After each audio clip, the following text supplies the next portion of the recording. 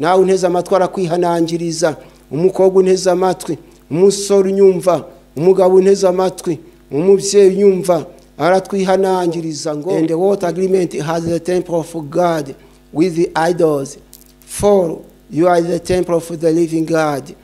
As God has said, I will dwell in them and walk in them, and I will be their God, and they shall be my people. This word, I believe that you follow it. I repeat, nous disons, sois ferme et montre du courage pour notre peuple et pour les vies de notre Dieu, et que retenir face ce qui lui semblera bon. Nous que les jambes soient fermes et montre du courage pour notre peuple et pour les vies de notre Dieu, et que retenir face ce qui lui semblera bon. Ufite amatwi yumva yumve. Zaburi nshya. Haleluya. Ndabasuhuje mu izina rya Yesu. Nitwa Iyakabumbye Etienne, nkaba ndi pastori umukuru w'itorero muri paruwase ya Rundoyi, ikorera umurimo w'Imana mu karere ka Rutsiro mu ntara y'Uburengerazuba, umurenge wa Ruhango, akaba ari muri ADPR. Amen. Nkuko mfite umufasha n'abana batandatu, kandi ndashima Imana ko iturindiye mu buntu bwayo. Imana ihabwa icyubahiro. Abangira ngo dusome ijambo ry'Imana mu gitabo cya mbere cy'ibyo ku ngoma, igitabo cya mbere cy'ingoma, igice cya 19 umurongo wa 13. Igitabo cya mbere cy'ingoma, igice cya 19 umurongo wa 13, handitswe ijambo ngo komera turwane kigabo kubw'ubwoko bwacu n'imidugudu y'Imana yacu, kandi Uwiteka abigenze uko ashaka. Ndasubiramo, komera turwane kigabo kubw'ubwoko bwacu n'imidugudu y'Imana yacu, kandi Uwiteka abigenze uko ashaka. Amen. Ntego mfite uyu munsi wa none iravuga ngo turwanirire imidugudu y'Imana yacu. Nubwo ijambo rituwe ngo komera turwane kigabo kubw'ubwoko bwacu, ntabwo aho ariho ntinda cyane, ndatinda ku ijambo ngo turwanirire imidugudu y'Imana yacu. Mbere yuko nkomeza n'ubusobanuro bw'iri jambo, ndashaka kubanza gusenga Imana. Mana Data wa twese uhoraho, mu izina rya Yesu, habwa icyubahiro kubw'imbabazi zawe n'ubuntu ugira. Shimirwa ko ari utanze aka kanya ko kuba mpagaze aha ngaha mvuga ijambo ryawe kugira ngo abantu banyumva barusheho kumenya icyo bashakaho. Praise God. I pray that you may be with me in this time from the beginning to the end. In Jesus' name.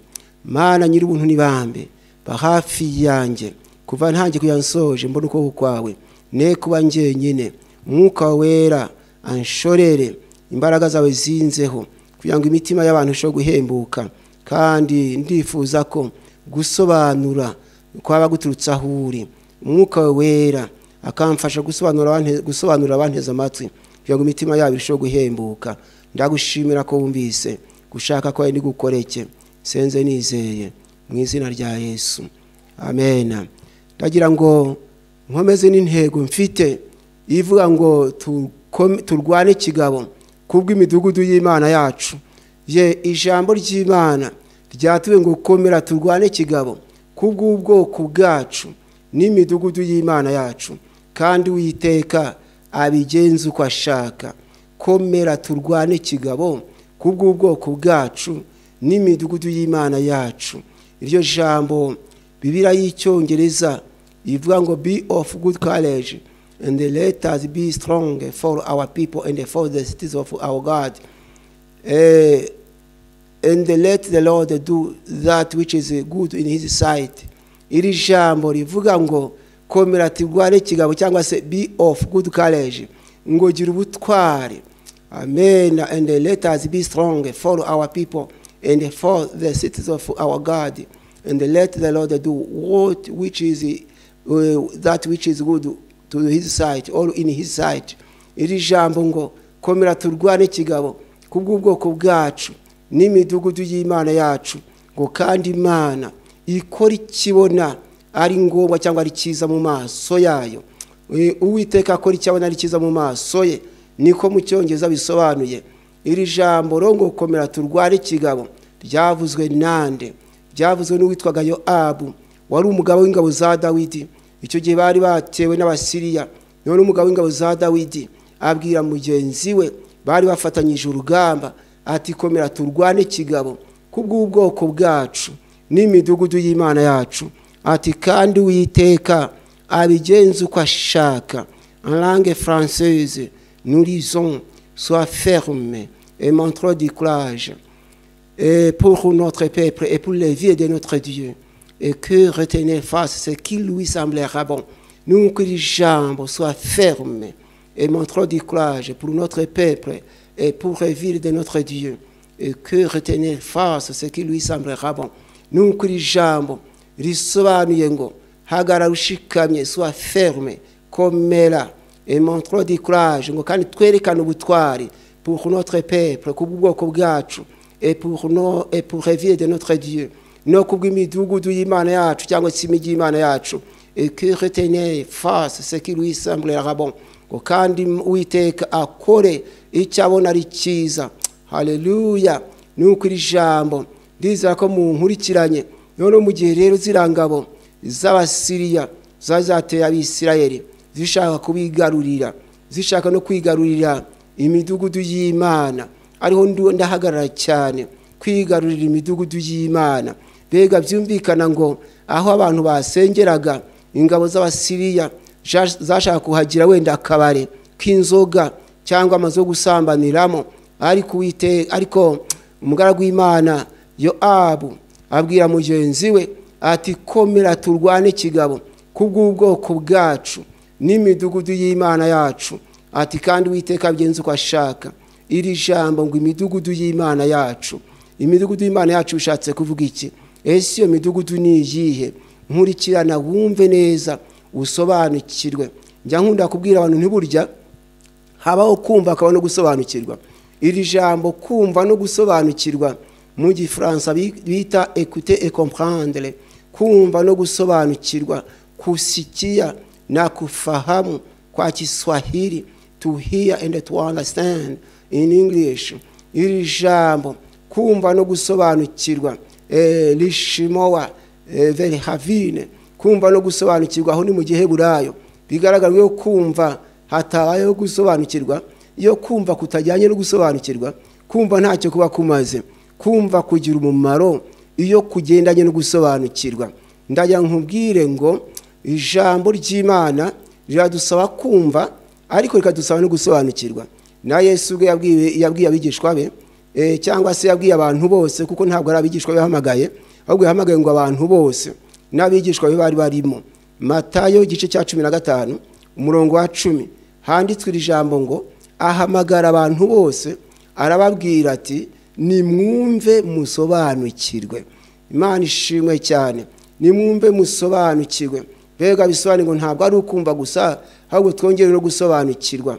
Wasoma ijambo ry'Imana muri Luka igice cya 24 umurongo wa 45 ugasanga handitswe ijambo ngo maze kandi abungura ubwenge ngo basobanukirwe n'ibyanditswe. Basobanukirwe. Bigaragara ngo gusoma barasomaga, ariko hari hakenewe no gusobanukirwa. Maze kandi abungura ubwenge ngo basobanukirwe n'ibyanditswe. Imana ishimwe cyane. Uyu munsi wa none Yesu aratwungura ubwenge bwo gusobanukirwa ibyanditswe, atari ugusoma gusa, ahubwo aradusaba no gusobanukirwa. Imana idufashe cyane. Ndagira mbabwire bene data, hari igihe abantu bumva ariko ntibasobanukirwe. Umuntu umwe muri za 2004 cyangwa se hagati ya 2002 muri iyo myaka na 2004, umuntu umwe w'umusore yasomye ijambo ry'Imana, asoma muri Luka igice cya 8, asoma inkuru y'umuntu wakije y'ukuntu Yesu yakijije umugore wari umaze imyaka 12 ari mu mugongo. Amaze gusomera ijambo uko Yesu yakijije umugore wari umaze imyaka 12 ari mu mugongo, ararisoma ariko ntiyasobanukirwa umugongo uwo ari wo. Atangira gusobanura abwira abantu ati bene data, uyu mugore yari yaragowe, atuzi kugira ngo baguheke ukuze. Urumva yumvaga ko umugongo yari arimo yari umugongo usanzwe. Nuko nibwo yabwiraga abantu, maze abagore n'abakobwa baraseka, nawe yumvishe basetsa agira ngo bari gufashwa. Agiye gusobanura ati none se ko museka murumva atari yaragowe? Ati n'abamuhekaga ahubwo bari baragowe. Ufite amatwi yumve. Burya kumva kugira agaciro yo habayeho gusobanukirwa. Ndagira ngo dusobanukirwe imidugudu y'Imana yacu ni iyihe. Yowabu ngo abonye ko Abasiriya babamereye nabi basiye ko bashaka kwigarurira ubwoko bwabo, arabati komera turwane ikigabo kubw'ubwoko bwacu n'imidugudu y'Imana yacu. Ati kandi Uwiteka bigenze uko ashaka. Mwene data urasabwa kugwanirira cyangwa se kurwana ku mudugudu w'Imana yawe, nanjye ndasabwa kurwana ku mudugudu w'Imana yanjye. Ese imidugudu y'Imana yacu ni iyihe? Gusa na hariya ngo komera turwane kigabo, be of good courage and let us be strong for our people. Ati hagara neza, hagara kigabo, ugira ubutwari kandi dukomere turwanirire ubwoko bwacu. Iri jambo rero ubwoko bwacu ushatse kuvuga iki? Ibi birashoboka ko nyine bariya Abasiriya bashaka kwigarura Abisirayeli bakabagira baretwa babo. Nuko umugaragu w'Imana ati komera turwane kigabo kubw'ubwoko bwacu. Natwe tugomba kurwana kwitorero Satani ashaka kwigarurira, Abakristo Satani ashaka kwigarurira ngo bagire imbataze. Birasaba ko nako tubarwanaho, tubagezaho ubutumwa bwiza, ngo bishoboka bahinduke nabo bahagaye neza Satani yo kubigarurira. Ariko ijambo mpagazo cyane kurwana ku midugudu y'Imana yacu. Imidugudu y'Imana yacu ni iyihe? Ko mbabwiye ngo habaho kumva hakabona gusobanukirwa. Ntarinjira mu busobanuro, ndashaka kubabwira ko twahamagawe n'Imana imwe, ariko imihamagaro ikabitandukanye. Ndayo mbabwire ngo Imana yaduhamagaye nimwe, ariko imihamagaro yacu iratandukanye. Ni nayo mpamvu mubona abantu babasura, bamwe babaganiriza, ukabona barakora hirya no hino, nyamara umwe akaza akabaganiriza ahagaze hamwe atava mu byimbo. Burya rero bose ni abakozi b'Imana, kandi nibakora umurimo wabo neza bazawihemberwa. Ku ruhande rwanjye rero nagira ubuntu, ndi muto natangiye kumva ijwi ry'Imana muri 68. Nari maze imyaka 7 mvutse. Nuko rero muri icyo gihe ijwi ry'Imana ryarampamagaraga nkaryitaba, ariko sinari nzi ko ari ijwi ry'Imana. Nyogokuru byara mama yakumva nditavye kubera ko ari we twabanaga. Ubundi nabaye imfubyi maze ukwezi mvutse, ariko Imana ishima ko mbaho, ishimba ko nkura kuko yari izi ko nzayikorera. Nuko ndashaka kubabwira rero muri icyo gihe cy'ubwana nakundaga kuganiriza abana bato, nkababwira ko Yesu agira neza nkurikije ubwenge nari mfite. Gusa sinshatse kurondora.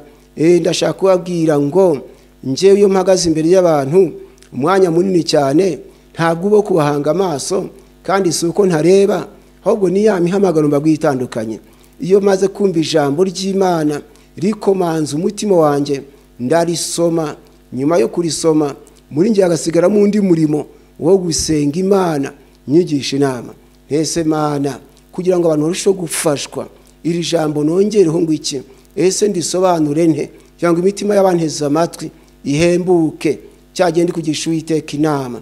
Nibwo ubona mbombetse amaso, ni nabwo ushobora kumva mvuze ngo dusoma aha ntarambuye Bibiliya. Ntibigutangaza, byose Imana irabishoboye. Icyakora Imana bikore ku bushake bwayo, nta ruhare nabigizemo, ni ubushake bw'Imana ihamagara. Hamwe n'ibyo kandi kuva ari Imana yabyishakiye, icyubahiro ni icyayo. Amena. Ndagira ngo nkomeze n'intego yanjye yo kurwanirira imidugudu y'Imana yacu. Ijambo turarisomye ngo komera turwane kigabo kubw'ubwoko bwacu n'imidugudu y'Imana yacu. Ati kandi Uwiteka bigenze uko ashaka. Ese imidugudu y'Imana yacu ni iyihe? Yusomye ijambo ry'Imana mu rwandiko rwa 2 Pawulo yandikiye Abakorinto igice cya 6 umurongo wa 16. Pawulo yandikira Abakorinto ababwirira ijambo ati, mbese urusengero rw'Imana rwahuza rute n'ibishushanyo bisengwa? Ko turi urusengero rw'Imana ihoraho, nk'uko Imana yabivuze iti, nzatura muri bo ngendere muri bo nzaba imana yabo nibo bazaba ubwoko bwanjye. Umva iryo jambo, ndashaka gusobanura imidugudu y'Imana yacu tugomba kurwanirira. Haleluya. Umva uko Pawulo avuze mu ijambo yandikiye Abakorinto ngo urusengero rw'Imana rwahuza rute n'ibishushanyo bisengwa, ko turi urusengero rw'Imana ihoraho. Nk'uko Imana yabivuze iti nzatura muri bo, nitwe midugudu y'Imana yacu, nzatura muri bo ngendere muri bo nzaba imana yabo nibo bazaba abantu banjye, nzaba imana yabo nibo bazaba abantu banjye. Ufite amatwi yumva yumve iryo jambo uraryumva ute? Ijambo Bibiliya y'icyongereza ivuga ngo and what agreement has the temple of God with the idols, for you are the temple of the living God. As God has said, I will dwell in them and walk in them, and I will be their God, and they shall be my people. This word, I believe that you follow it. I repeat, and what agreement has the temple of God with the idols? For you are the temple of the living God. As God has said, I will dwell in them and walk in them, and I will be their God, and they shall be my people. Nuko iri jambo risobanuye ngo what agreement has the temple of God with the idols. Mbese ni umubano ki, ni ubuhe bumwe urusengero rw'Imana rufitanye n'ibishushanyo, ni ubuhe bumwe, ni ubuhe mubano? What agreement has the temple of God with the idols? For we are the temple of the living God, and as God has said, I will dwell in them and walk in them, and I will be their God, and they shall be my people, says the Lord. Nuko iri jambo ngo ubumwe urusengero rw'Imana bufitanye n'ibishushanyo bisengwa ni ubuhe, ko turi urusengero rw'Imana ihoraho. Nkuko yavuze iti nzatura muri bo ngendere muri bo nzaba imana yabo nibo bazaba abantu banjye. Ufite amatwi yumva yumve. Bene data, twibuke ko ari twebwe Imana ituyemo, nitwe midugudu y'Imana yacu. Brothers and sisters, remember that we are dwelling of the Lord. Remember that we are the house of God. I believe that you follow me in Jesus' name. Ndagira ngo Imana igushoboze kumenya ko ari wowe inzu y'Imana, menye ko Imana ituye muri wowe, menye ko ari wowe mudugudu w'Imana. Nanjye menye ko ari Imana ituyemo, ko ndi umudugudu wayo. Kandi ufite amatwi yumva yumve. Nuko barabasiriya bashatse kwigarurira imidugudu y'Imana, ndayo mbamenyeshe ko Satani n'ingabo ze bashaka kwigarurira imidugudu y'Imana, ariyo nje nawe. Nibwo uzabona inkumi yiyandaritse mu maso yawe, naho Satani ashaka kwigarurira umudugudu w'Imana ngo akugira inkozi y'ibibi, kandi wari umukozi w'Imana. Nibwo uzabona umugabo utari wagushukisha amafaranga, niba uri umukobwa, niba uri umubyeyi ashaka kwigarurira inzu y'Imana ngo ayigire imbata ye. Ndashaka kunkurikira cyane, komera turwane kigabo kubw'ubwoko bwacu n'imidugudu y'Imana yacu. Nizere kunteza amatwi. Pawulo amaze kumenya ko abantu hari urusengero rw'Imana, arababwira ati mbese urusengero rw'Imana rwahuza rute n'ibishushanyo bisengwa, ko turi urusengero rw'Imana ihoraho. Nk'uko Imana yabivuze iti nzatura muri bo ngendere muri bo nzaba imana yabo nibo bazaba abantu banjye. Nizere kunteza amatwi. Bibiliya y'Igifaransa ikavuga neza ngo quel rapport y a-t-il entre le temple de Dieu et les idoles, car nous sommes le temple du Dieu vivant, comme Dieu a dit, j'habiterai et je marcherai au milieu d'eux, je serai leur Dieu et ils seront mon peuple. Nuko iri jambo, quel rapport y a-t-il entre le temple de Dieu et les idoles, car nous sommes le temple du Dieu vivant, comme Dieu l'a dit, j'habiterai et je marcherai au milieu d'eux, je serai leur Dieu et ils seront mon peuple. J'espère que tu m'entends, mon frère et sœur. Sachez que nous sommes l'habitation de Dieu. Il faut connaître que nous sommes la maison du Seigneur, la maison du Dieu vivant, comme nous venons rire. Et j'espère que vous m'entendez, et j'espère que vous me suivez, au nom de Jésus. Imana ihabwe icyubahiro, nizere ko munkurikiye. Nuko iri jambo ngo urusengero rw'Imana ihoraho rwahuza rute n'ibishushanyo bisengwa ko turi urusengero rw'Imana ihoraho. Nkuko Imana bivuze iti, nzatura muri bo, ngendere muri bo, nzaba Imana yabo, niho bazaba abantu banjye. Ni nayo mpamvu dusoma mu gitabo cyo kubara igice cya 35 umurongo wa 34, livre du nombre chapitre 35 verset 34. Igitabo cyo kubara igice cya 35 umurongo wa 34, ho dusanga handitswe ijambo ngo ntimuzanduze igihugu muzaturamo nkaba hagati muri cyo, kuko ndi Uwiteka uba hagati mu Bisirayeli. Nagira ngo dusobanukirwe ko Imana ituye muri twebwe. Ntimuzanduze igihugu muzaturamo nkaba hagati muri cyo, kuko ndi Uwiteka uba hagati mu Bisirayeli. Amena. Nizere kunteza amatwi iri jambo ryumvise ute. Uwiteka abwira Abisirayeli, arabihanangiriza ati ntimuzanduze igihugu muzaturamo nkaba hagati muri cyo, kuko ndi Uwiteka uba hagati mu Bisirayeli.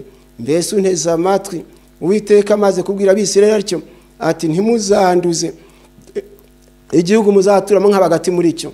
Birashoboka ko iri jambo yarivuga atyo akagarukirizaho, abantu bari kwibwira bati wenda igihugu n'ubutaka bw'Isirayeli, ariko agiye kubahwezesha amaso cyangwa se kubahumura amaso, arababwira ati kuko ndi Uwiteka uba hagati mu Bisirayeli. Ni nkaho yababwiye ati ntimugire ngo n'ahandi ntuye, ni muri mwebwe. Ntimugire ngo n'itaka ntuyemo, ahubwo ni muri mwe ntuyemo. Muramenye ntimuzanduze igihugu muzaturamo nkaba hagati muri cyo, kuko ndi Uwiteka uba hagati mu Bisirayeli. Ituye muri twirera, irashaka ko natwe tubabera. Iyo usomye ijambo ry'Imana mu gitabo cya Zaburi ya 93 umurongo wa 5, usanga handitswe ijambo ngo ibyo wahamije nibyo kwiringirwa cyane, Uwiteka kwera gukwiriye inzu yawe iteka ryose. Kwera gukwiriye aho Imana ituye iteka ryose. Amena.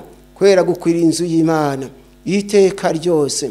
Ntabwo ari ukwera umwaka umwe, nyuma y'umwaka ngo twandure. Kwera gukwiriye inzu y'Imana iteka ryose. Kandi iyo nzu ntujyo nindi, iyo nzu ni nge nawe. Umwanditsi wandikiye Abaheburayo igice cya 3 umurongo wa 6. Abaheburayo igice cya 3 umurongo wa 6 yaranditse ngo ariko Kristo akiranuka nk'umwana utwara inzu yayo, ngo iyo nzu yayo nitwe, niba dukomeza rwose ubushizi bw'amanga n'ibyiringiro twiratana kugeza ku mperuka. Iyo nzu yayo nitwe, ntujye ngo iyo nzu n'abandi, iyo nzu yayo ni nge nawe. Ngo ariko Kristo akiranuka nk'umwana utwara inzu yayo, iyo nzu yayo nitwe. Nagira ngo umenye ko iyo nzu atari indi, iyo nzu ni nge nawe. Biblia Kiswahili kavuga ngo lakini Kristo kama juu ya nyumba ya Mungu, ambaye nyumba yake ni sisi, kama tukishikamana sana na ujasiri wetu na fahari ya taraja letu mpaka mwisho. Nuko iri jambo ngo lakini Kristo kama mwana juu ya nyumba ya Mungu, bali Kristo kama mwana juu ya nyumba ya Mungu, ambaye nyumba yake ni sisi. Yafaa tujue kwamba sisi ni nyumba ya Mungu. Mungu anaishi ndani yetu, ndio maana anahitaji tuwe watakatifu, yani tusijichafue, bali tuwe watakatifu ili tumupendeze anayekaa ndani yetu. Nafikiria kwamba mnanifuata. Asante kwa Mungu kwa sababu sisi ni nyumba ya Mungu. Amena. Nuko ijambo rero ryatuwe ngo ariko Kristo akiranuka nk'umwana utwara inzu yayo, kandi iyo nzu yayo nitwe. Nuko rero Uwiteka amaze ko turi inzu ye, aratwihanangiriza mu ijambo rye dusomye mu kubara, mu gitabo cyo kubara bita Numbers mu cyongereza, igitabo cyo kubara igice cya 35 kwa 34, aho yihanangirije abisirayeli. Natwe aratwihanangiriza, nanjye aranyihanangiriza, nawe unteze amatwi arakwihanangiriza.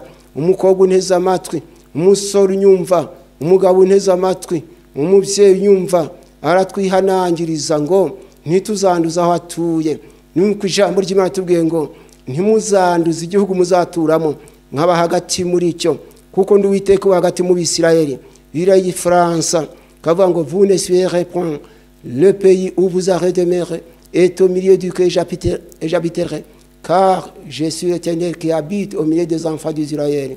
Umvira ijambo, vous ne suivrez point le pays où vous avez demeuré est au milieu duquel j'habiterai, car je suis l'Éternel qui habite au milieu des enfants d'Israël. Mon frère, mes frères et sœurs, sachez que l'Éternel notre Dieu habite au milieu de nous. Sachez que nous sommes l'habitation de Dieu. Nous sommes la maison du Dieu vivant, comme nous venons lire en 2e épître de Paul aux Corinthiens, chapitre 6, verset 16, comme nous avons lu. J'espère que vous m'avez entendu. Au nom de Jésus.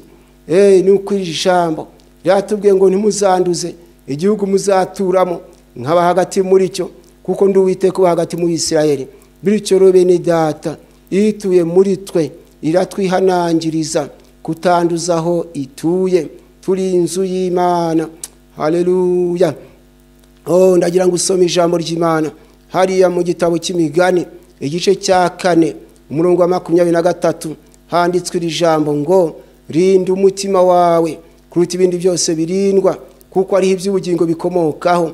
Burya umutima wanjye, umutima wawe ni inzu y'Imana. Rinda umutima wawe kuruta ibindi byose birindwa. Aho Imana ituye harasabwa kurindwa kuruta ibindi byose birindwa. Mbese umutima tuzawurinda iki? Burya iyo ushaka kurinda ikintu urabanza ukamenya n'icyo uzakirinda. Iyo umuntu akinga inzu ye abagira ngo abajura batamwangiriza, batamwiba, ndetse bayivuza ati yaba abicanyi batari babonye inzira banyuramo ngo baze kungirira nabi. Nuko nicyo gituma ashaka uburyo yakinga inzugi. None iri jambo ryatubwiye ngo urinde umutima wawe kuruta ibindi byose birindwa. None se umutima tuzawurinda iki? Ko hariho ngo iby'ubugingo bikomoka, tuzawurinda iki bene data? Ndajya mbabwire ngo umutima hari icyo tugomba kuwurinda. Umutima wicwa n'iki? Burya umutima ntabwo abajura bashobora kuwica. Abajura bashobora kwica umubiri, ariko ntibakwica umutima ukomokaho n'iby'ubugingo. Ibyo ntibishoboka, ariko hari icyica umutima. Burya uburozi ntibushobora kwica umutima, bushobora kwica umubiri, ariko ntibwakwica umutima. Umutima wicwa n'iki? Soma igitabo cya Hoseya, umuhanuzi Hoseya igice cya 4 umurongo wa 11, urebe ikintu cyica umutima. Numara kukimenya uraza gufata umwanzuro wo kukirinda ubugingo bwawe, wo kukirinda inzu y'Imana ari wowe, ari yo nge. Hoseya igice cya 4 umurongo wa 11, handitswe iri jambo ngo vino y'umuce na vino yihira byica umutima. Vino y'umuce na vino yihira byica umutima. Umva ikintu cyica umutima. Vino y'umuce na vino yihira byica umutima. Ufite amatwi yumva yumve. Imitima y'abiki gihe yishwe n'inzoga, yishwe n'ibisindisha. Imana itugendere cyane ngo vino y'umuce na vino yihira byica umutima. Vino y'umuce ni yihe? Hari uherutse kumbaza atese vino y'umuce nimeze ite? Ijambo vino y'umuce, vino y'umuce mu cyongereza bita old wine, bisobanuye ngo ni vino ishaje. Old wine ni vino ishaje, vino ihiye, vino inzoga imaze nk'icyumweru, imaze iminsi 5, imaze iminsi 4 gutyo. Iyo ni vino y'umuce. Vino yihira ariyo new wine, inzoga nshya, inzoga y'umushyuhira. Iyo ni vino mbega bigaragara ngo ni vino ihiriyeho, ariko zose zica umutima. Nta ikiza umutima irimo, akako rwose nta kibazo. Ariko reba neza, yaba vino ihiriyeho ako kanya naho yica umutima. Imana itugendere cyane. Y'imitima yabaga bimaze kwicwa na vino yihira na vino y'umuce, nibwo biga gusambana, kuko imitima yabo yapfuye. Iyo umutima w'umugabo wapfuye ntabakimenya agaciro k'umugore bashakanye. Iyo umutima w'umugore wapfuye ntabakimenya agaciro k'umugabo yashatse. Iyo umutima w'umusore n'umukobwa yapfuye, imitima yapfuye, ntibamenya agaciro ka ba se na ba nyina. Iyo imitima yapfuye abantu ntibamenya agaciro ka bagenzi babo. Iyo umutima umaze gupfa rero umuntu atinyuka gukora ibyo atagomba gukora. Afite umutima muzima. Imana itugenderere cyane. Unteze amatwi ariko muririmbyi araririmba w'104 mu gushimisha araririmba ati imbabazi z'umukiza zamuzanye kunshungura, ati natabitswe n'ibyaha byanjye ankuramwe arankiza. Ageze kugisubiramo ati nari mu isayo y'ibyaha, nari mu isayo y'ibyaha aramfata aransayura, ati nari mu mwijima ukomeye none aramurikira. Haleluya. Maze hari igice nashatse kuvugaho, igice cya nyuma kivuga ngo none mpora mu mahoro, nk'umutima ni muzima, atari ku cyatumye nshungura kankiza sinkeze. Gusa ahangaha ngo none mpora mu mahoro, nk'umutima ni muzima. Nyuma yo gusayurwa mu byaha yagize umutima muzima. Nyuma yo kuva mu busambanyi, kuva mu businzi, yagize umutima muzima. Ati none mpora mu mahoro. Niba yari yubatse urugo nyiri guhimba indirimbo, ati none nje n'umudamu wanje turatuje nta rwaserera, nk'umutima ni muzima. Haleluya. Ati none nje n'abaturanyi tumeze neza kubera iki umutima ni muzima. Imana idufashe cyane ba Kristo mwe, imitima yacu niba mizima tuzabana n'abaturanyi bacu amahoro. Imitima niba mizima igihugu cyacu kizaba amahoro. Imitima niba mizima isi yose kagira imitima, abantu bayituye bakagira imitima mizima itapfuye, bazabana n'abandi amahoro. Nizere ko munteze amatwi ati none mpora mu mahoro, nk'umutima ni muzima, atari ku cyatumye nshungura akankiza sinkeze. Ba Kristo nizere ko munteze amatwi. Basore bakobwa, Imana irashaka ko abantu bashaka imitima mizima, kandi imitima mizima ari uko itishwe n'ibyaha, ko tumaze kumenya ko nta kindi kintu cyica umutima ngo uretse icyaha. Ngo ubusambanyi na vino y'umuce na vino yihira byica umutima. Birashoboka ko mbere naravuze vino gusa, ariko iryo jambo ryo muri Hoseya igice cya 4 umurongo wa 11 riravuga ngo ubusambanyi na vino y'umuce na vino yihira byica umutima. N'ubusambanyi bwica umutima. Imana itugenderere cyane. Ubusambanyi bwica umutima. Ndibuka ku itariki 18 ku itariki 20 z'ukwezi kwa 2 2018, kuri 20 z'ukwezi kwa 2 2018, icyo gihe ari kwa 2 nibwo nagiye mwiyerekwa. Muri iryo yerekwa Imana irambwira ngende mbwira itorero ngo ribe maso, ngo mbwira abantu bose muri rusange ngo babe maso, ngo ariko cyane cyane abagabo. Abari uko mbwirwa nzakubwirwa ngo nzababwire ngo basomire ijambo ryo mu gitabo cy'Imigani igice cya 6 umurongo wa 26, ngo iryo jambo barisome bazaryiteho. Handitswe iri jambo ngo kuko maraya akenesha umuntu agasigara ku gasate k'umutima, kuko maraya akenesha. Maraya arakenesha, ntabwo yica umutima gusa, ngo aranakenesha. Ubusambanyi ntibwica umutima gusa, buranakenesha. Umuntu agasigara nta rwara rwishima, kandi imbere yaratunze, yarafite imodoka, yarafite inzu nziza, ejo ugasanga ari yabuze yava niyajya, ari kwibaza ati ndamera nte. Naho amaze gukeneshwa n'ubusambanyi. Ngo kuko maraya akenesha umuntu agasigara ku gasate k'umutima. Ngo kandi umugore usambana ahiga ubugingo bw'igiciro cyinshi. Umugore usambana ahiga ubugingo bw'igiciro cyinshi. Imana idufashe cyane. Mbese munteze amatwi, umugore usambana ahiga ubugingo bw'igiciro cyinshi. Ndagira ngo unyumve neza, wowe unteze amatwi we maso. Kuko abagore basambana barahiga ubugingo bw'igiciro cyinshi. Ubu nanjye mu gihe mvuga ubutumwa gutya, Satani afite ishyari. Satani ntabwo bimunesheje, arifuza icyanyica umutima, umutima wo gukora Imana ukamvamo. Arifuza icyanyica umutima cyatuma ntamenya agaciro k'umuryango. Ariko ndasaba Imana imbaraga zo kurwanirira imidugudu y'Imana yacu, intuyemo ngo ikomeze kunturamo iteka ryose. Nizere ko munteze amatwi. Mbese wanyumvise neza? wibuke ijambo ry'intego ngo turwanirire imidugudu y'Imana yacu. Komera turwane kigabo kubw'ubwoko bwacu n'imidugudu y'Imana yacu. Kandi ufite amatwi yumva yumve. Nuko tumenye ko icyica umutima nta kindi ahubwo ni icyaha. Ntugire ngo hari ikindi cyakwica umutima wawe keretse icyaha. Bigaragara ngo umujinya ushobora kwica umutima wawe, ishyari ryakwica umutima wawe. Bibiliya iratubwira ngo ishyari ryicubuza ubwenge, ishyari ryicubuza ubwenge. Imana idufashe cyane. Nuko nkabangira ngo Imana ikugendere cyane, wirinde kwicwa n'ishyari. Birashoboka ko ubusinzi bwakwica umutima wawe, ubusambanyi bukawica, ejo bigatuma ukora ibyamfura mbi, ejo bigatuma amahoro abura mu rugo rwawe. Ariko ibuke wa muririmbyi ngo none mpora mu mahoro, umutima ni muzima, nizere kunteza amatwi impamvu ari mu mahoro nuko umutima ari muzima.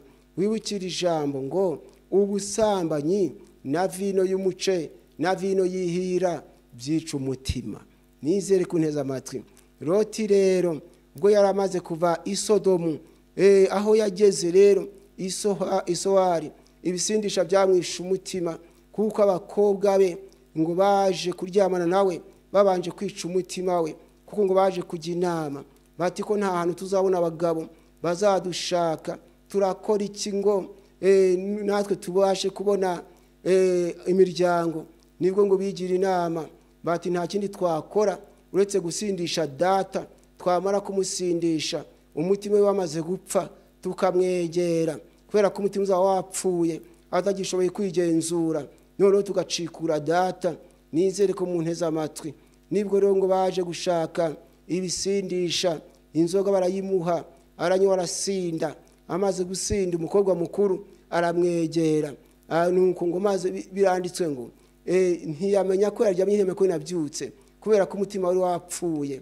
Amaze kumwegera rero nuko nibwo bwakengwa abwira murumuna we ati iri joro naryamanye na data, ati reka tumusindishe nawe umwegere. Nuko barabyarana na se wababyaye, kubera ko umutima wa Loti wari wapfuye. Ufite amatwi yumva yumve. Uko niko bimeze umutima w'umugabo wapfuye, ntamenya ko umwana wari umwana. Niba ujya kumva umuntu yafashe agahinja, kubera ko umutima wapfuye. Kumva umuntu yasambanije uruhinja rw'imyaka 5, yasambanije umwana w'imyaka 10, 12, kubera iki umutima wapfuye. Nuko Imana igufashe kunyumva neza. None dusomye ijambo ry'Imana ngo rinda umutima wawe kuruta ibindi byose birindwa, kuko ari iby'ubugingo bikomokaho. Ufite amatwi yumva yumve. Nuko nizere ko munteza amatwi. Haleluya. Rinda umutima wawe mwene data kuruta ibindi byose birindwa, kuko ari iby'ubugingo bikomokaho. Nizere ko munteza amatwi. Ubu rero ndagira ngo mukanya nze kurangiza. Intego ni ukurwanirira imidugudu y'Imana yacu. Niyo ntego y'uyu munsi wa none. Ndagusaba gusaba Imana imbaraga zo kurwanira aho Imana ituye. Ndibuka nagiye muyerekwa hari ku itariki 13 z'ukwezi kwa 10 2013. Cyo gihe hari ku cyumweru. Nibwo nagiye muyerekwa. Muri iryo yerekwa ijwi ry'Imana rirampamagara rirambwira riti uzambwirira itoro ngo mbabajwe nuko abantu bafata ibihe byo gusenga mu buryo butandukanye, ngo bamwe ugasanga barasengera mu mazi, bandi bariyiriza ubusa bashaka Imana, ngo abandi barajya mu butayu ngo bashaka Imana. Iryo jwi rambwira ati gose iyo misengere yose abayisenga baba bashaka Imana, ngo ariko ikibabaje ngo nuko ibyifuzo bajyana imbere y'Imana ngo atari byo bikenewe cyane. Ngo uzababwire ngo ibyifuzo benshi bajyana ngo si byo bikenewe. Ngo usanga ngo benshi ibyifuzo byabo ngo ari ukubona abagabo, ngo abandi bari kugira ngo Imana ibahe amafaranga menshi, ngo baba bakire cyane, ngo abandi bifuza ngo kuba abahanuzi ngo bakomeye, ngo bakagira impano zo gutuma baba ibitangaza bakabirangirire. Iryo jwi ry'Imana ngo tuzabambwire ngo ibyo byifuzo ni byiza, ngo ariko si byo bikenewe cyane. Ngo ahubwo uzabwire ngo igikenewe cyane ngo ni imbaraga zirwanya icyaha, ngo ibindi bikaza ari inyongera. Ngo uzabwire ngo igikenewe cyane ni imbaraga zirwanya icyaha. Icyaha niyo cyica umutima, icyaha niyo cyanduza aho Imana ituye. Imbaraga zirwanya icyaha rero nizo zikenewe, ibindi bikaza ari inyongera. Amen. Mbese izo mbaraga urazifite? Wari uzi ko hari abashobora kugira imbaraga zo kurara mu butayu ariko izirwanya icyaha bakazibura? wari uzi ko hari ushobora kumara gatatu atarya asenga Imana, nyamara yava mu masengesho yakubitana n'inkumi, niba ari umugabo akarara asambanye, umutima ugapfa, akabura imbaraga zirwanya icyaha. Wari uzi ko hari ushobora kumara mu butayu iminsi 2 ariko yabuvamo, nuko inote ya 5 yamugera mu maso, niba ari umukobwa, niba ari umubyeyi akarara asambanye, kubera ko yabuze imbaraga zirwanya icyaha. Nyamara Imana irashaka ko tuyisaba ikaduha imbaraga zirwanya icyaha, ibindi bikazaza nyuma, nk'uko Yesu yabivuze muri Matayo igice cya 6 umurongo wa 33, aho yavuze ati mubanze mushaka ubwami bw'Imana no gukiranuka kwayo, ibindi byose muzabyongererwa. Mubanze mushaka ubwami bw'Imana no gukiranuka kwayo, ngo nibwo ibyo byose muzabyongererwa. Tubanze tugira imbaraga zirwanya icyaha. Abagore nabo Imana izamenya ko babakeneye, abagabo nabo izamenya ko babakeneye. Imana izi imitima yacu, izi nibyo dukenye, ariko ikidusaba tubanze dushaka imbaraga zirwanya icyaha. Kandi ufite amatwi yumva yumve impamvu imbaraga zirwanya icyaha arizo zikenewe. Ntawe uzarimbuka kubera ko atahanuraga, ntawe uzajya mu muriro kubera ko aterekwaga. Uramenya udaca intege mwene so umubwira ngo kuko atameze nkawe, kubera ko atavuga indimi nyinshi nkawe. Ijuru ntabwo ari ry'abavuga mu ndimi nyinshi, ijuru ntabwo ari ry'aberekwa cyane, ijuru ni ry'abanesheje ibyaha, ni ry'abafite imbaraga zirwanya icyaha. Nizere ku nteze amatwi, akaba ariyo mpamvu umuririmbyi wa 394 igice cya nyuma yaririmbye ati unesha ibyaha azambika umwambaro wera, unesha ibyaha azambikwa umwambaro wera. Yesu azavuga izina rye ku Mana mu ijuru. Haleluya. Unesha ibyaha azambikwa umwambaro wera. Imana igushoboze. Yesu ufite imbaraga zirwanya icyaha, birasaba kusaba Imana ikaguha imbaraga. Irari ryajya kwegura umutwe, ukagira imbaraga zicyaha iyo myuka mibi, zicyaha iyo mitekerereze mibi.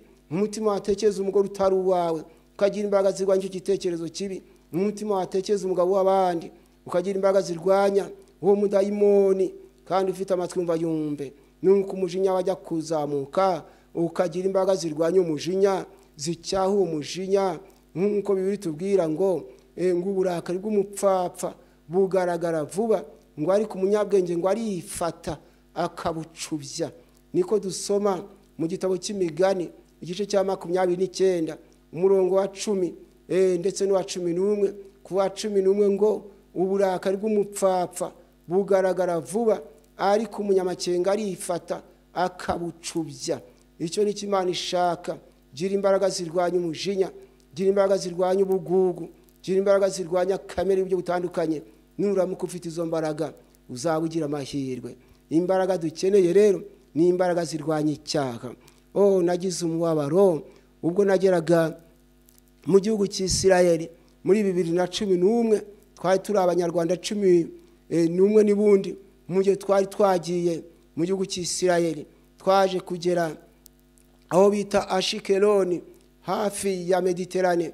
Ashikeloni tuhageze, maze umubyeyi witwaga Miriyamu wagendaga twereka amateka y'igihugu cy'iwabo aratubwira ati ahangaha hitwa Ashikeloni. Aratubwira ati kandi ahangaha niho Samusoni bamunogoreyemo amaso.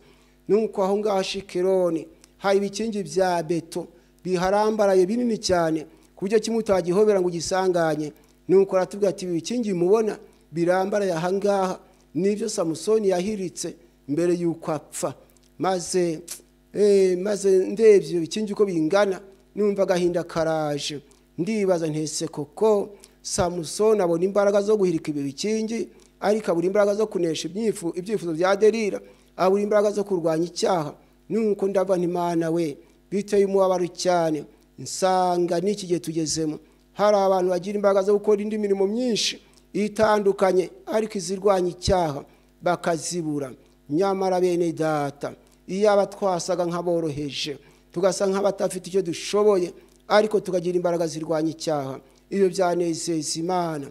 Mbamenera ibanga banteze amatwi, iyo umuntu ashoboye kurwanya icyaha, abarwanirira icyo Imana yamuvuzeho, abarwanirira ubugingo bwe, kandi abarwanirira n'ejo hazaza he. Imana idufashe cyane. Iyo umuntu ashoboye kurwanya icyaha, abarwanirira icyo Imana yamuvuzeho, hari icyo yakuvuzeho. Nudashobora kurwanya icyaha ntabwo uzaba ukikibonye.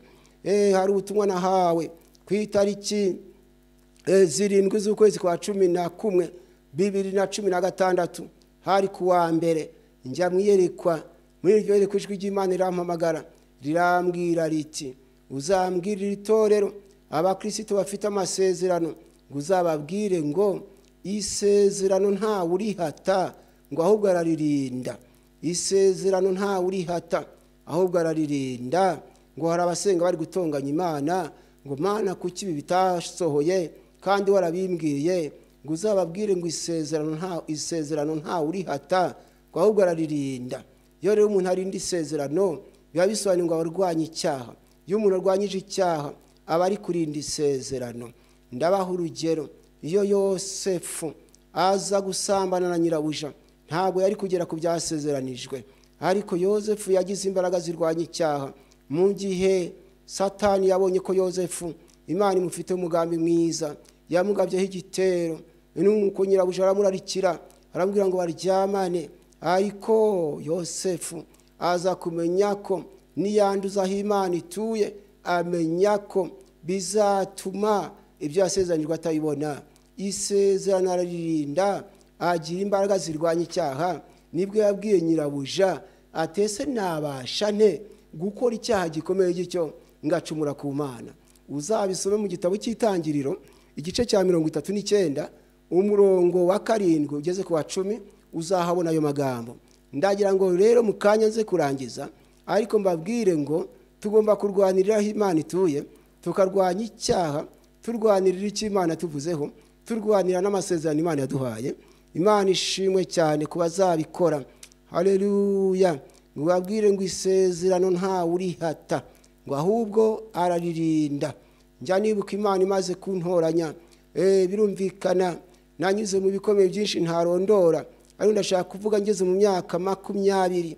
Ni icyo gihe nari mu buhake, nabanaga n'umugabo ufite abagore 2 n'umuhungu wubatse urugo, maze bari abagore uko ari 2 bakantuma gutashya inkwi, ndetse n'umukazana wabo wa 3 akantuma gutashya inkwi, nkajya kubatahiriza inkwi, imitwaro yamara ku 3 nkayibazanira.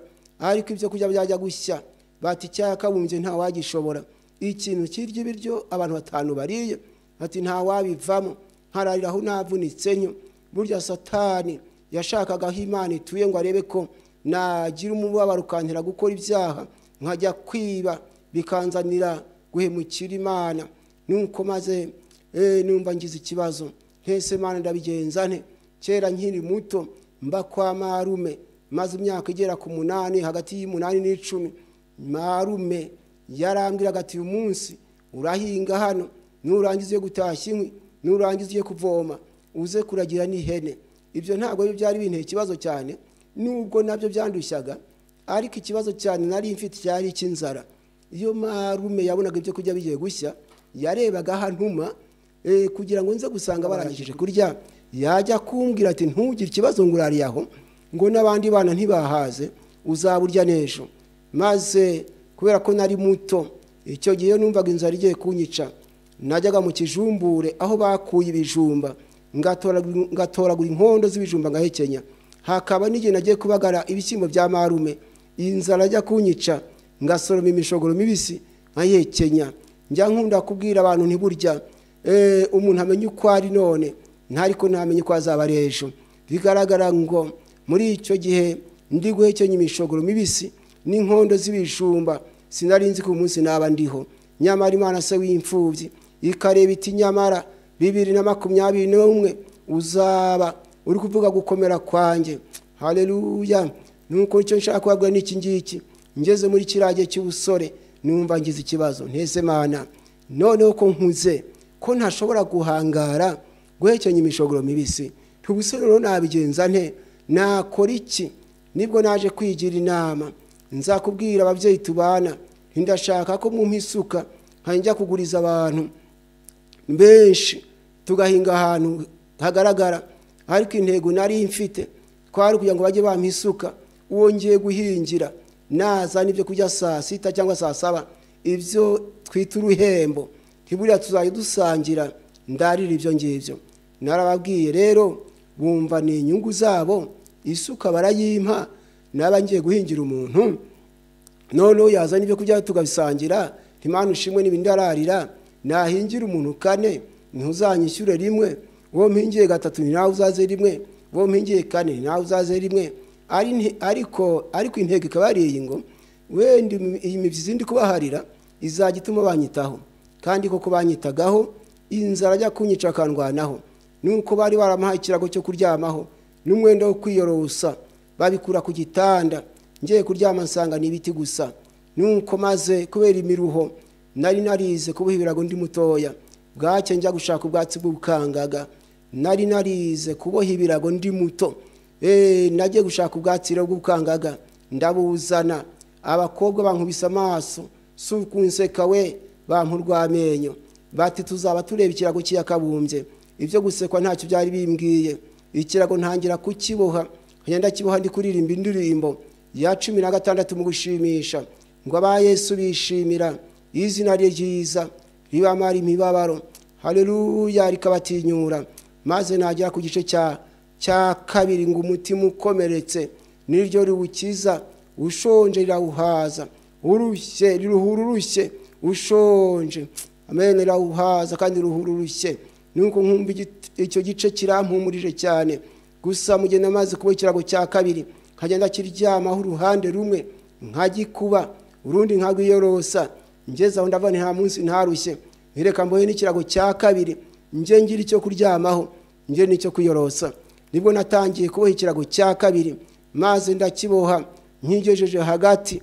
Nibuka hari umubyeyi witwaga Nyirabikari, niba kiriho simbizi, yasanze ndi kuboha, maze mbonagize agahinda, aza kwicara ambohera, anyusiriza icyo bita umuhiro cyangwa se ingoyi.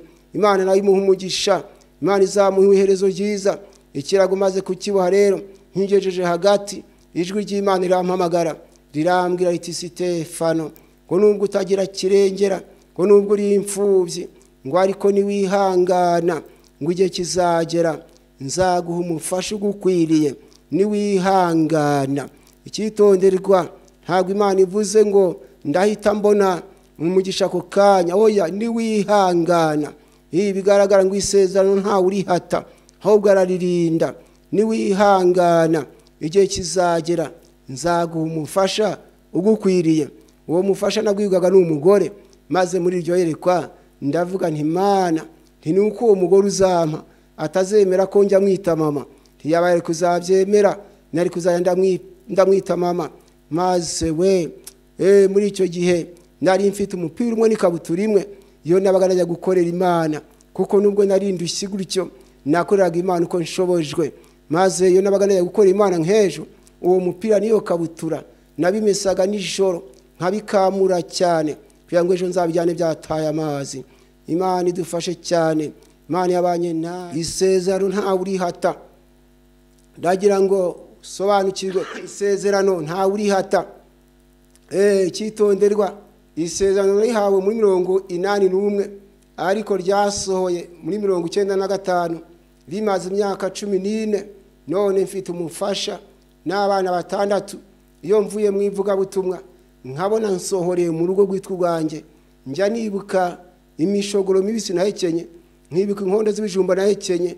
Hari n'igihe bari batanze uburenganzira ngo uzashaka azajye yikubitira, n'abandi nicaranye n'abandi bana, nkumva umuntu yankubise ikibando, ngo baravuze umuntu ngo ajye yikubitira, abagore bakaza kuntera ibice by'amatafari.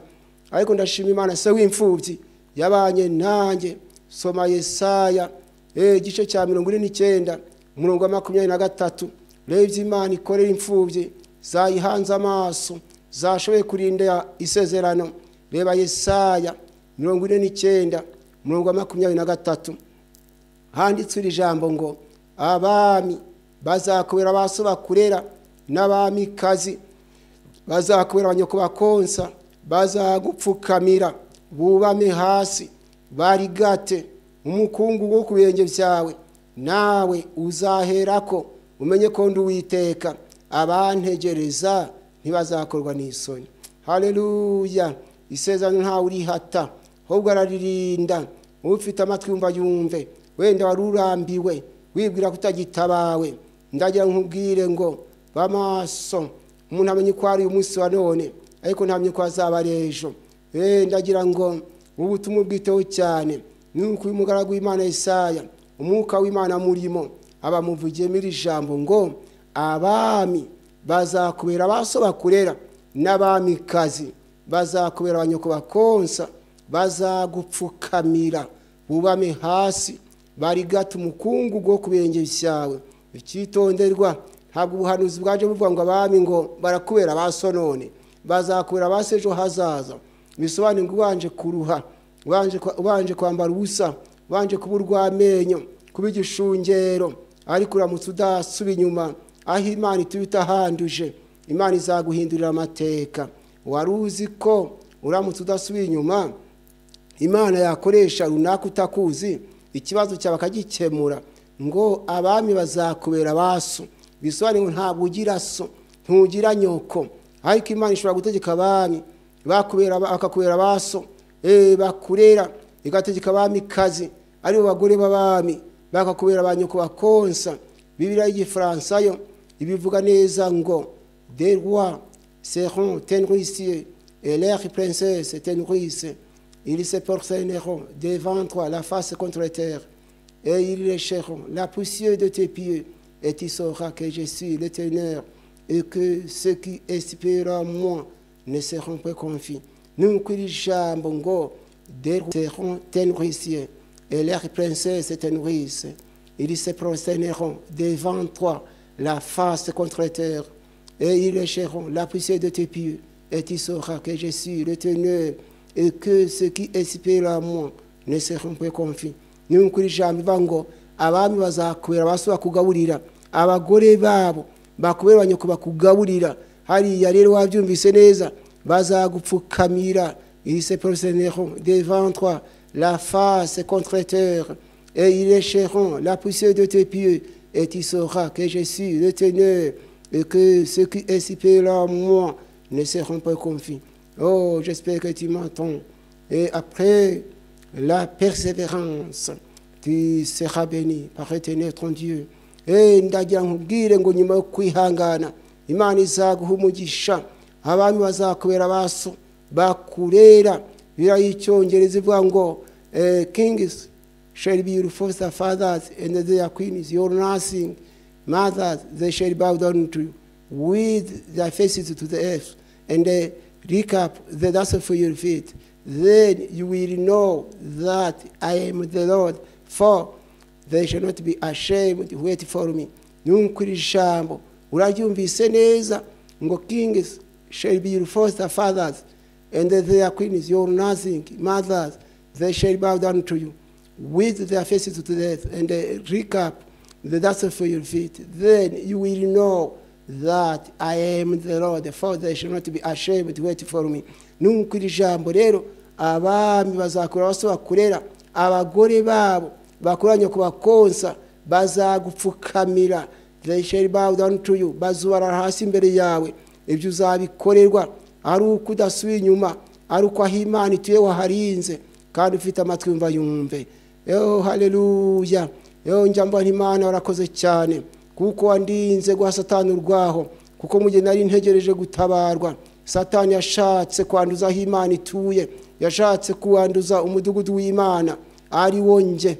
Nibwo umukobwa yabonye uko ndushye nibwo umukobwa yabitese Stefano ati nubwo akijijwe indushyi imeze kuriya bura namwishingira kanyanga maze avi wabo nta sona agira. Ageze aho nabaga hari wa mubyeyi nyine wa mukazana waba ababyeyi bankoreshaga imirimo y'uburetwa aramubaza atese wowe wana ni yakabumbye nakora iki ngo ambere umugabo. Maze wa mugore agiye kumubwira ati yewe ati yakabumbye mbona ateye ukwe ati sinzi ko yakwemera. Nuko burya y'umuntu abana n'undi aramumenya ariko amugira indi nama aramubwira ati cyakora reka nkugira inama nari mfite inzu ndaramo ati iriya nzararamo ndayikingura ujye mu cyumba cye nta kuntu arakwanga. Nibwo yaje kumukingurira ajya mu cyumba cyanjye nta so nagira.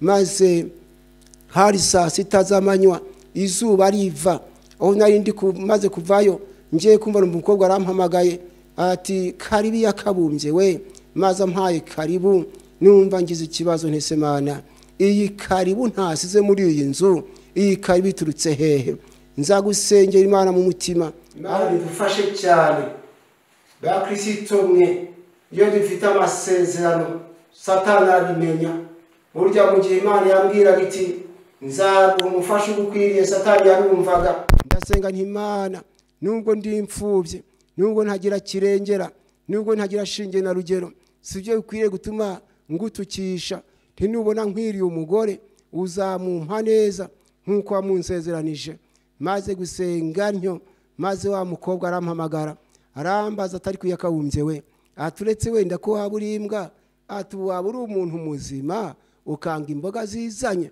maze numva arambabaje nibaza izi imboga yazanye nibaza niba ari isombe nibaza niba ari imbogeri nibaza niba imboga bwoko nde ndaba nti wa mukobwa we no kunyita imbwa ntushaka kunyita n'amavyi ntacyo ndaba ndashima Imana se w'imfubye yanshoboje kugwanira ahituye Satani akaba ataranyishimye hejuru ubuhamya ndabuguhaye ngo nawe ukomere nawe urwane ikigabo ku mudugudu w'Imana yawe urwane ikigabo amen ku bugingo bwawe kuko ubugingo bwawe n'ubudapfa Imana izakwiyereka umutima wawe n'udapfa Imana izakwereka kujya neza kwayo izaguhindurira amateka kandi ufite amatwi yumva yumve wari uzi ko umutima ushobora gupfa none wari gutabarwa ejo bikaba birarangiye ariko wari uzi ko Imana ishobora kubita icyakora uramariya imyaka 2 iki kibazo ukigifite ariko nugera muri 2023